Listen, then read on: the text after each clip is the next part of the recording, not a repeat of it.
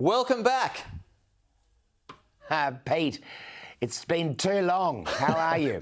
I'm going very well. Now, give us the pitch. What are we going to learn from your show, the 10-part series? Well, I think that the problem in Australia with foreign affairs and defence is that we don't talk about it enough, or we talk about it after events rather than beforehand. So when Sky talked to me about doing a show, my view was the best thing we could do was do a half an hour with one guest on one subject and do it properly in something that's really important to Australia. But also the second point of difference is to try and have as many overseas guests as possible, like Vivian Balakrishnan, the Singaporean foreign minister, who is this Sunday in the first show, because Australians tend to talk to themselves about what we think about ourselves. I mean, it's one of the great things about our country is that we have not faced serious existential threats, especially in the last 70 plus years. And so we've been so lucky. But it's, I think, really important to find out what other people around the world of influence and interest think about the global issues that we face and what Australia's role in them is. OK, well, let's talk about a couple of those issues. Now, China, as you know, has made a record number of incursions into the Taiwanese defence zone in recent days. How does that affect or change your thinking when it comes to potential conflict in that region? Well, Pete, one of our guests is Joseph Wu, who is the Taiwanese foreign minister. He'll be on in the next few weeks. I'm going to interview him about that very subject. The truth is, what happens in Taiwan is really important to Australia, because if there is any conflict in the Taiwan Strait, which we hope that there won't be, and we have to work very hard against that happening, it would be very hard for Australia not to be involved in such a conflict. So it's really our number one foreign affairs and defence priority, is avoiding conflict between China and Taiwan in any attempt at reunifying Taiwan with the mainland. So China's activities in recent weeks and months in the increasing tempo of incursions into Taiwan airspace and sea space is a very serious development. And again, we don't want Australians to be waking up one day after events have begun in any conflict in Southeast Asia and saying, how did that happen? We need to be talking about the potential for these problems now, so we can prepare the Australian people for what we can hopefully avoid, but what might happen down the track. OK, well, that leads us quite nicely to submarines. Now, the last time we spoke, Christopher, you said there was a better chance of you playing football for Adelaide than there was of getting nuclear subs. So are you going to be playing for the Crows next year? I'm having my Guernsey measured up now, actually, as we speak, because in the trading period that we're in, I've had a few approaches from different AFL teams. Pete, in all seriousness, when I said that, of course, we didn't have access to US and UK nuclear reactor propulsion technology. Back in 2015-16, we didn't have an option for a nuclear-powered submarine because we didn't have a nuclear civil industry, and we didn't have the nuclear reactor which can be put in a submarine and left for 33 years. Because of AUKUS, we now do. And one of the people I'm interviewing on the show, Global Focus, is Dennis Richardson, the former Secretary of Defence and Secretary of Foreign Affairs and Trade and Ambassador to Washington from Australia.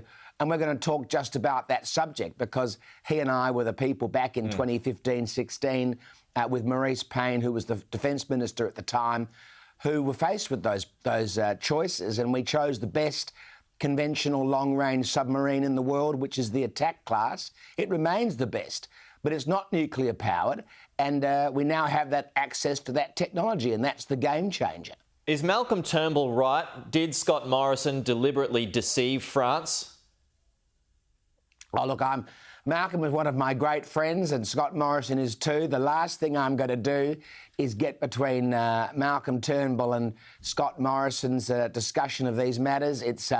I'm not raking over old coals. I am a happy, retired, former cabinet minister, and I'm going to keep it that way. But did nuclear, when in your discussions with Naval Group, did you think that there was the potential that we might leave the deal? that we could go nuclear? No, not at all, because we didn't ask the French for a nuclear option because they don't have a nuclear propulsion system which you can set for 33 years and then remove after 3 decades. And we asked them for a conventional option, and that's what they provided. And quite frankly, the French have done the right thing all the way along the process. It certainly isn't their fault nor Naval Group's fault that the contract has been cancelled. It was cancelled because we had access to nuclear power, nuclear propulsion technology that we didn't have before. OK, how long do you think Australia is going to be in the diplomatic freeze with France for?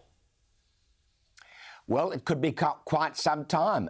The French are very, very upset, and I can understand why they're upset. The government has made the right decision, however, and I would have made that decision too if I was still there. And back in 2015-16, if we'd had access to that nuclear reactor technology, that's what we would have chosen. But it will thaw. France has significant Indo-Pacific interests. It's an Indo-Pacific power. We are as well. We are good friends on many, many levels, and we will be friends again. But right now, we have to take our lumps. How do you get things back on track? Do you need to go and take a bottle of Burgundy over to the ambassador's residence? Again, the truth is have you done that before? I've been to dinner at the French ambassador's residence many times over the years, Pete. OK, so what would help? What would help the situation? Talking always helps, and that's exactly what Maurice Payne and Peter Dutton and Dan Tehan, the Trade Minister who's been in Paris this week, have all been trying to do. We have to keep open the lines of communication, keep using all the different levers at our disposal to help that relationship to get back on track. It will get back on track, but we are going to have to continue to be in this situation for a little bit longer. There's no doubt about that. You might have just heard the comments from the ambassador. He was on radio this morning saying that the trust has broken down. There's no trust now. But are they just going to have to get over it, Christopher? Well, I heard His Excellency's remarks this morning, and I know Jean-Pierre Thibault very well, as I have most of the last few French foreign ministers, and they're all good people. I can understand why they are hurt, and we need to keep working through the process of repairing that relationship. We will. We have many more common interests than just the submarine contract. It was a big one, but it's not going to be the ongoing relationship. That's just the reality of the situation. Just finally, given the threat that we face from China at the moment, how vulnerable are we, Christopher, until we get those subs, which are a long way off? The threat is right now. What are we going to do? Well, we have a world-class Collins-class conventional submarine, a long-range submarine, which is extremely lethal and capable. We have a very capable Navy beyond submarines, by the way, air warfare destroyers and frigates, and we have more coming down the line and other destroyers. Of course, a world-class Air Force, and the Joint Strike Fighter that has been arriving in large numbers in the last few years since the Joint Strike Fighter program has been continuing to build new fighters all the time. So we are in very good shape from a military point of view. There's no doubt about that. And we could defend ourselves if we needed to do so. But the most important thing about having a defence force is really not using it. OK, we're out of time, but appreciate your time. It's always good to chat to you, Christopher, and I'm glad you're back. I'm glad you're back home. Pete, you picked up the signals very early. You were the first. I did indeed. Christopher Pyne, there you go. Global Focus, that's on at 5:30 p.m. on Sunday. Don't miss that.